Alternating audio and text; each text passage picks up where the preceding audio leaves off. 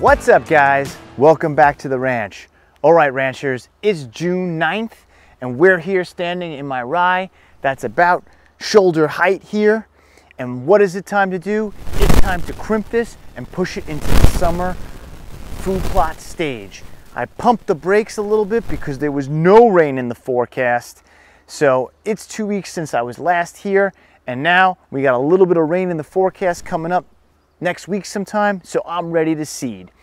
And this rye is standing at about 3 feet tall, shoulder height. Well, I'm a little taller than 3 feet, so a little bit taller than that. It's at shoulder height. Sometimes I've seen it come to head height, and I wanted to show you where we're at with it when you come in and look at it. So this particular one is a little bit more far along than others. So you can see we're starting to get some of that viable seed come off. I did squeeze this a little bit, but not all of them are quite like this. If I grab another one here, you'll see this is what a lot of the majority of them look like. And we still got a little bit of time before all that seed head comes out. And what does that mean? Well, that means that it's time to terminate this. We do not want this to go to seed because we will get too much rye per acre, per square foot. I don't know, whatever the calculation is on that, but we don't want that. We want to stop that from happening. Crush, kill, terminate this, and put seed underneath it to continue with the summer no-till process. Now, in the past, I've used buckwheat on this, which is what's recommended to crush this over, kill, terminate it over buckwheat seed and allow the buckwheat seed to come up as a standing pollinator, something that deer don't eat. Well, in my little plot here, I find that the deer density is too high and the deer do not let the buckwheat come up. They keep it mowed, and then I'm ending up with nothing to crush in the fall. But as you can see, the rye does a good job. I get it in, I make something happen, I'm able to salvage my plot. This year, I'm gonna try to do something better because I failed once, I failed twice, I failed 3 times with the buckwheat, and they say the definition of insanity is to keep trying the same thing and expect a different result. So this year, I'm gonna try the GreenCover summer release seed mixed with a little bit of buckwheat on top of that to add a little bit, make it a little more heavier in buckwheat, essentially creating my own fig and clover blend. Now, by no means am I a professional. I am just a super enthusiast, but I gotta try something a little different because I have been unsuccessful with the buckwheat here in the summer. So first step is we're gonna seed into this, and then we're going to crush this over the seed. So let's get in here and let's get rid of this rye.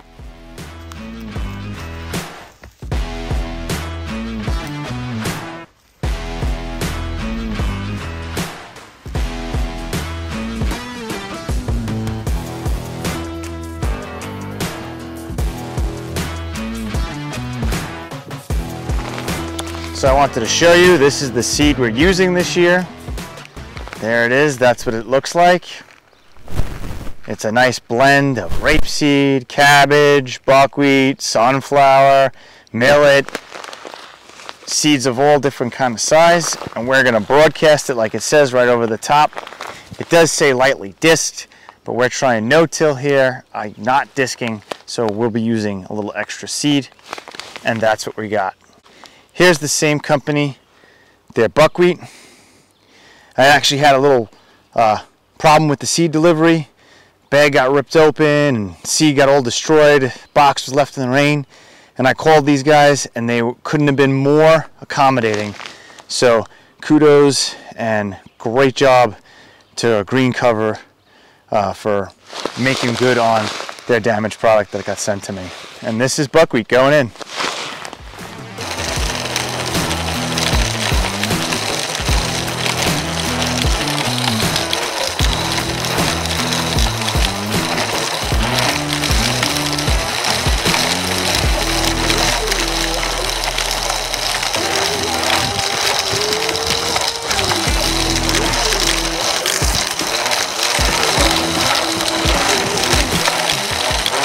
All right, ranchers, the seed is on the ground and we are all set. What makes rye kind of nice is as you walk through it, you snap and essentially crimp that clover you're stepping on, so you're able to keep track where you're seeding.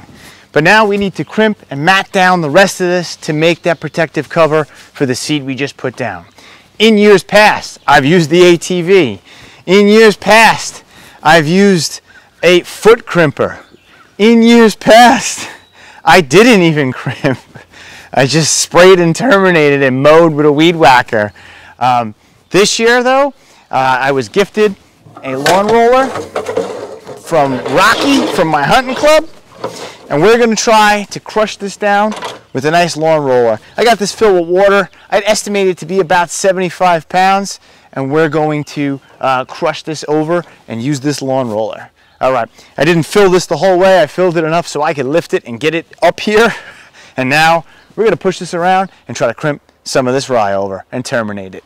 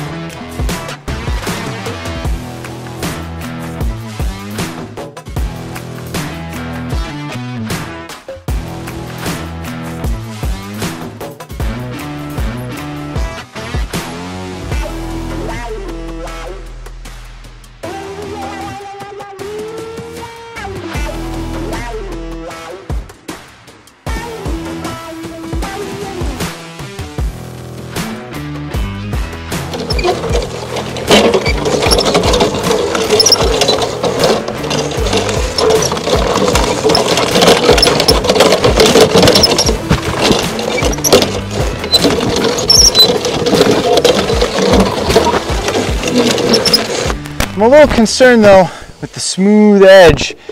Most roller crimpers traditionally have some sort of ridges or teeth, if you would, that snap the vasculature. Look at that word, vasculature on the rye, like kind of like what I'm doing with my finger here, and that terminates it, prevents the water from moving through it. This is a smooth surface, so I'm a little worried about that.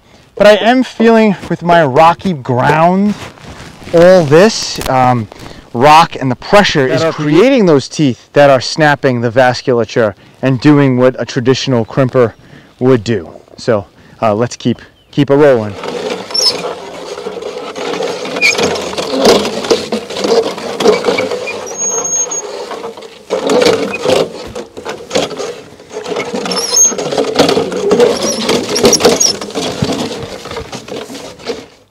And that's what that pass looks like real quick after I just passed through it.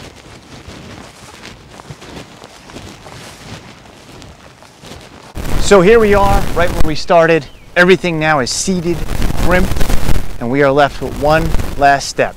We're going to come through here and spray with a light layer of glyphosate just to kill any of the weeds that are in here now. And I know you're saying, you had all that good clover. Well, I'm going to try to do it with a backpack sprayer, and some people arguably say that the glyphosate won't kill established clover, it'll just knock it back some, so we're going to put that theory to the test. Seeds on the ground, we're going to lightly spray, and that should call it a day. I'm just doing a little bit of glyphosate at about 1 ounce per gallon, and I'm using my handheld, and I'm going to wand over some of the food plot. I might leave out some of the spots that have good looking clover spot just to let that sit, and we'll take it from there.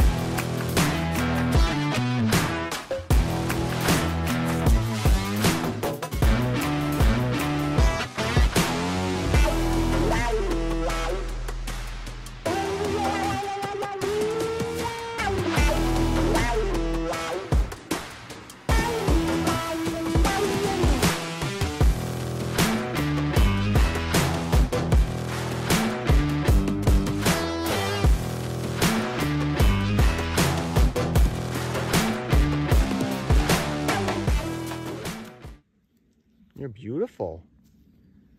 How are you?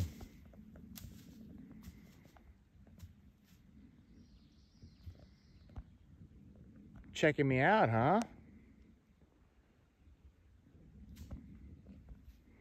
You can stamp your feet. It's okay. I'm not afraid.